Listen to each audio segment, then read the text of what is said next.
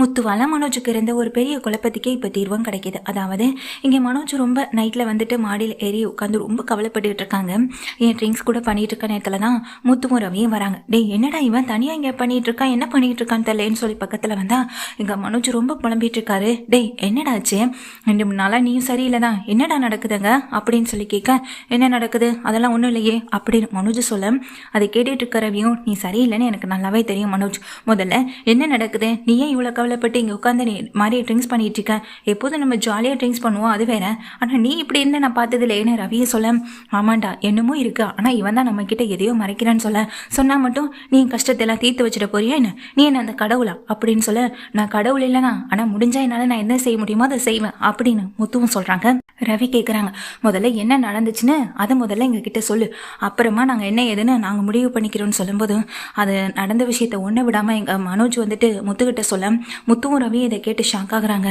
என்னடா சொல்கிற, ஷோரூமில் இந்த பணம் எப்படி நான் காணாமல் போகும் அப்படின்னு சொல்லி கேட்க, ஆமாம் அதை அந்த ராஜாவு ராணி தான் எடுத்திருப்பாங்கன்னு எனக்கு தெரியும், அதனால தான் நானும் அவங்க மேலே பழிய போட்டோம், ஆனால் கடைசியில் லாயரை கூட்டிகிட்டு வந்து நான் அந்த பொண்ணுகிட்ட தப்பாக நடந்துக்கிட்டதா சொல்லி கேஸ் போட்டுருவேன் அப்படி இப்படின்னு சொல்லி என்கிட்ட இந்த 3 லட்ச ரூபா பணத்தை வாங்கினது மட்டும் இல்லாமல் இப்போ வீட்டுக்கு தேவையான ஃப்ரிட்ஜு டிவி இதெல்லாம் வாங்குறதுக்காக வந்து நின்றுட்டு இருக்காங்கடா, நான் என்னடா பண்ணுவேன், ஷோரூம் இப்படியே போயிட்டு இருந்துச்சுன்னா நான் என்ன தான் பண்ண முடியும், சீட்டு போட்டவங்களுக்கு நான் என்ன பதில் சொல்ல முடியும், ஏற்கனவே 3 லட்சம் போயிட்டு இதில் இந்த 3 லட்சம் வேற திரும்பவும் நான் இந்த ராஜராணிக்காக கொடுத்துருக்கேன், மொத்தம் 6 லட்ச ரூபா எனக்கு நட்டம், அது போக இங்கே இருக்க டிவி அப்புறம் வாஷிங் மிஷின் ஃப்ரிட்ஜு இதெல்லாமே கேட்டாங்கன்னா அப்போ எனக்கு மொத்தமாக ஷோரூமில் 10-12 லட்ச ரூபாய்க்கு மேலேயே லாஸ் ஆகும்டா அப்படின்னு சொல்ல, என்னடா மனோஜ் நீ படித்து முட்டாள்ன்றது சரியா போச்சு அப்படின்னு முத்து சொல்ல, இதுக்கு தான் இந்த விஷயத்த உங்ககிட்ட சொல்லலை, எப்போதுமே நான் என்ன சொன்னாலும் ஒன்று அந்த ஷோரூமை பற்றி வீட்டில் சொல்லி அப்பா கிட்ட முழுசாக என்னை மாட்டி விடுறதே இவன் வேலையாக வச்சிருப்பான், அப்புறம் எப்படி இந்த விஷயத்த வந்து நான் வீட்டில் சொல்ல முடியும், இல்லைனா ஷோரூம் அப்பாவே எடுத்து பார்த்துக்கிறேன்னு வந்து உட்கார்ந்தாலும் உட்காந்துருவாரு,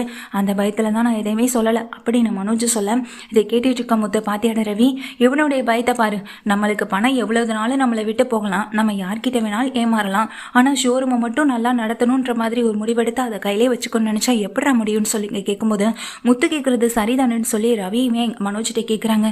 இப்போ நான் என்னடா பண்ணுவேன், இப்போ என் கையில் இருந்த பணமும் போச்சு, அங்கே கடையில் இருக்க பொருளும் போயிட்டு இருக்கு, நான் என்ன பண்ணுவேன்னு ஒன்றுமே புரிய மாட்டுதுன்னு சொல்ல, ஆமாம் பார்லர் அம்மாவுக்கு தெரியுமா இல்லையான்னு சொல்லும்போது அவளுக்கும் தெரியும் தான் அப்படின்னு சொல்லி மனோஜ் சொல்ல, உடனே முத்து சொல்கிறாங்க, சரி இதுக்கான ஐடியாவை நான் உனக்கு சொல்லட்டுமான்னு சொல்லும்போது என்ன ஐடியா கொடுக்க போகிற நீ அப்படின்னு சொல்லி இங்கே கேட்குறாங்க. மனோஜும் டேய் வாய மூடிட்டு நான் சொல்கிறத மட்டும் நீ செஞ்சால் போதும் அப்படின்னு சொல்லும்போது என்னன்னு சொல்லி கேட்க, அம்மா அந்த ராஜா ராணியோடைய நம்பர் இருக்கா அவன்ட்டுன்னு கேட்குறாங்க. டேய் முத்து என்னடா பண்ண போகிறேன்னு ரவியும் கேட்க, நான் சொல்கிற மாதிரி நீ பேசினா மட்டும் போதும்னு சொல்லி ரவி கிட்ட சொல்ல, சரின்னு ரவியை ஒத்துக்கிறாங்க. உடனே நம்பரை வந்துட்டு வாங்குறாங்க. வாங்கி அந்த ராஜாவுக்கும் ராணிக்கும் கால் பண்ணுறாங்க. எங்கள் ரவியும் கால் பண்ண உடனேயே அந்த ராஜா ராணி கால் அட்டன் பண்ணுறாங்க. அந்த நேரத்தில் முத்து வந்துட்டு பக்கத்துல இருந்து எங்க பேசிக்கிட்டு இருக்கும்போது அதை வந்துட்டு ரவி அப்படியே சொல்றாங்க. அதாவது என்னன்னா, ஹலோ நான் தான் எங்க ஷோரூம்ல வேலை பார்க்குற ஒரு பையன் பேசுறேன்னு சொல்லும்போது, யாரு நீங்க, என்ன வேணும் உங்களுக்கு அப்படின்னு சொல்லி ராஜாராணி கேட்க, பரவாயில்லையே சரியான என்னைய விட சரியான திருட்டு பயலால இருக்கனே அப்படின்னு சொல்ல, யோ யார் நீ அப்படின்னு கேட்குறாங்க. எனக்கு எல்லாம் தெரியும் அப்படின்னு சொல்ல, என்ன தெரியும் உனக்கு அப்படின்னு ராஜாராணி கேட்க, அதுக்கு உடனே இங்க ரவி சொல்றாங்க, ஷோரூமில் அந்த பணத்தை எடுத்ததே நான் தான் அப்படின்னு சொன்னதும் இங்கே மனோஜும் அப்படியே வாயை பழந்துட்டு உட்காந்துருக்க, டேய் சும்மாடா அப்படின்னு பக்கத்தில் முத்து வந்துட்டு சொல்கிறாங்க. அது மட்டும் இல்லை, அங்கே இருக்க சிசிடிவி ஃபுட்டேஜ்லேருந்து எல்லாமே இப்போ வரையும் கரெக்டாக தான் இருக்குது. மனோஜ் நீங்கள் வேலைக்கு சேர்ந்ததுலேருந்து இப்போ வரைக்குமான சிசிடிவி ஃபுட்டேஜில் எந்த விதமான தப்பான நோக்கத்தோடையும் உன் பொண்டாட்டிக்கிட்ட பேசலை பழகலைன்றது நல்லாவே தெரியும். அப்படி இருக்க பட்சத்தில் நான் இந்த விஷயத்தை பற்றி மட்டும் பேசினா என்னாகும்னு கொஞ்சம் யோசிச்சு பாரு.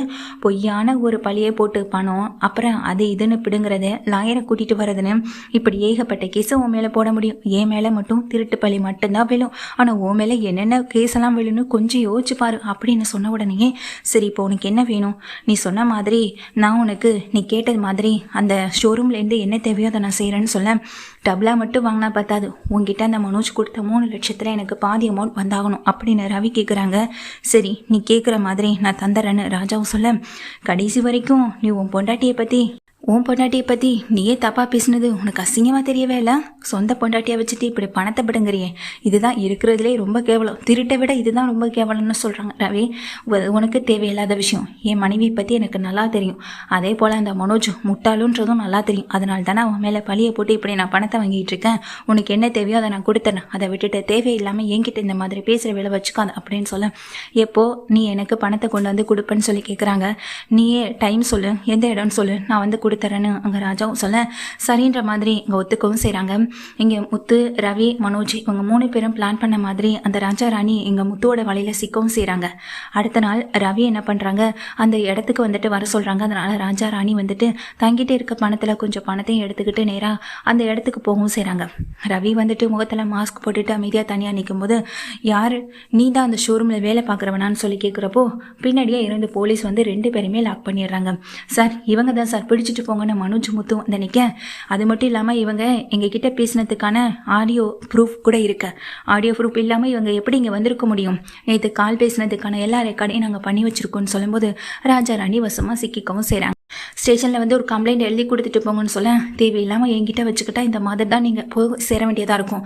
ஆமாம், உன் பொண்டாட்டி மேலே இப்படிப்பட்ட ஒரு அபாண்டமான பழியை போட்டு என்கிட்டேருந்து பணத்தை வாங்குற அளவுக்கு உனக்கு என்னடா அவசியம் இருக்குது? இவனெல்லாம் பிடிச்சு போட்டு நாலு அடிங்க சார். தப்பான பழியை போடுறதே இதுங்களுக்கு வேலையாக போச்சு.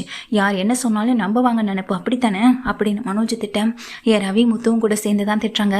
அது மட்டும் இல்லாமல் ராஜாராணி வசமாக சிக்கிக்கிட்டதுனால அவங்க 2 பேருமே கைது பண்ணி போலீஸ் கூட்டிகிட்டு போக, அப்புறம் உங்கள் ஷோரூமில் பணம் காணாமல் போயிடுச்சுன்னு சொன்னீங்களா, அது விஷயமாவும் கம்ப்ளைண்ட் கொடுங்கன்னு சொல்லிட்டு தான் போகிறாங்க. அவங்க அங்கேருந்து போனதுக்கு பிறகு எனக்கு ஒரு சந்தேகம்டா அப்படின்னு சொல்லிட்டு முத்து வந்துட்டு எங்கள் மனோஜை பார்த்து கேட்குறாரு. என்ன இப்போ உனக்கு என்ன சந்தேகம் அப்படின்னு சொல்லும்போது உடனே முத்து சொல்கிறாங்க, இல்லை ஷோரூமில் அந்த இடத்துல அந்த நேரத்தில் உன் ஒய்ஃப் அந்த பார்லர் அம்மாவை தவிர வேறு யாரும் இல்லை. அது மட்டும் இல்லாமல் பார்லர் அம்மாவுக்கும் உனக்கும் மட்டும்தான் உங்களுடைய சிஸ்டமுடைய பாஸ்வேர்டுன்னு தெரியும். அப்படி இருக்கப்போ அந்த நேரத்தில் அந்த சிஸ்டம் அந்த இடத்துல அந்த கேமராவில் ஆஃப் பண்ணி இருந்ததுன்னா அது அந்த பார்லர் அம்மா செஞ்சுருக்கணும், இல்லை நீ செஞ்சுருக்கணும். உண்மையை சொல்லடா, அந்த பணத்தை நீயே எடுத்து வச்சுட்டு மற்றவங்க மேலே பள்ளி போட்டால் எக்ஸ்ட்ரா பணம் கிடைக்கணும் ஏதாவது நினச்சியா என்ன அப்படின்னு எங்கள் முத்து கேட்க, டேய் தேவையில்லாமல் எதுவும் பேசாதடா அப்படின்னு இங்கே உடனே மனோஜ் சொல்கிறாங்க. நீயே கொஞ்சம் யோசிச்சு பாரு, அன்னைக்கும் உனக்கும் தெரிஞ்ச விஷயம் எப்படி மற்றவங்களுக்கு தெரிஞ்சிருக்க வாய்ப்பு இருக்கு அப்படின்ற மாதிரி ரவியை சொல்றாங்க. மனோஜுக்கு இப்போ ரோஹிணி மேல சந்தேகம் வருது. பார்லர் அம்மா ஒன்றும் சாதாரணப்பட்ட ஆளு கிடையாது. நீ தான் அதை சொல்றதை நம்பி ஏமாந்து போயிட்டே இருக்க. மலேசியா மாமா விஷயத்துல இருந்து இப்போ வரைக்குமே எல்லா இடத்துலையும் போய் சொல்லியிருக்கு. அப்படிப்பட்ட அந்த பார்லர் அம்மா ஏன் பணத்தை எடுத்திருக்க கூடாது? சிட்டிக்கிட்ட வரைக்கும் கடன் வாங்கியிருக்காளுக்கு பண தேவை இருக்காதான் என்ன அப்படின்னு முத்து சந்தேகத்தை இழப்ப இங்கே மனோஜ் யோசிக்கிறாங்க. ஒருவேளை ரோஹிணி தான் அந்த பணத்தை எடுத்திருப்பாளோ அப்படின்ற மாதிரி சந்தேகம் வரவு செய்து, டே மனோஜ், சந்தேகப்பட்ட மட்டுமே இதனை கண்டுபிடிக்க முடியாது. முதல்ல ஸ்டேஷனில் போய் கம்ப்ளைண்ட் கொடு. அவங்களே வந்து என்ன இதன்னு பார்க்கட்டும். தேவையில்லாத பிரச்சனையில் திரும்பவும் போய் சிக்கிக்காத அப்படின்னு சொல்லிட்டு முத்து, ரவி எல்லாருமே கிளம்புறாங்க. இந்த நேரத்தில் மனோஜுக்கு இருக்கிற சந்தேகம் இன்னும் அதிகமாகுது. ஸ்டேஷனில் கம்ப்ளைண்ட் கொடுக்குறதா இதுக்கெல்லாம் ஒரே வழி. ரோஹிணி கிட்ட நேராக கேட்டால் நமக்கும் அவளுக்கும் பிரச்சனை தான் வரும். ஸ்டேஷனில் கம்ப்ளைண்ட் கொடுத்தா அவங்களே கண்டுபிடிச்சிக்கட்டும். இங்கே முத்து சொல்கிற மாதிரி எனக்கும் ரோஹிணிக்கு மட்டுமே தெரிஞ்ச சிஸ்டமுடைய பாஸ்வேர்டு வேறு யாருக்கும் தெரிஞ்சிருக்க வாய்ப்பில்லை. அந்த சிஸ்டமை ஆப்ரேட் பண்ணுறது எங்கள் ரோஹிணிக்கு நல்லாவே தெரியும். மற்றபடி அந்த ராஜாராணியை கம்பேர் பண்ணும்போது அவங்க அந்த அளவுக்கு செஞ்சுருக்கிறதுக்கு சுத்தமாக வாய்ப்பில்லை. அப்போது ரோஹிணி தான் அதெல்லாம் செஞ்சுருக்கணுமா? அப்போது ரோஹிணி தான் சிஸ்டமை ஆப்ரேட் பண்ணி அந்த நேரத்தில் கேமரா ஆஃப் பண்ணிட்டு பணத்தை எடுத்துருந்துருக்கணுமா? ஏன்னா அவளுக்கு தான் அதை பற்றி எல்லாமே தெரியும். அப்போ முத்து சொல்கிற மாதிரி எனக்கு ரோஹிணி மேலே தான் சந்தேகமாக இருக்குன்னு மனோஜ் நினைக்கிறாங்க.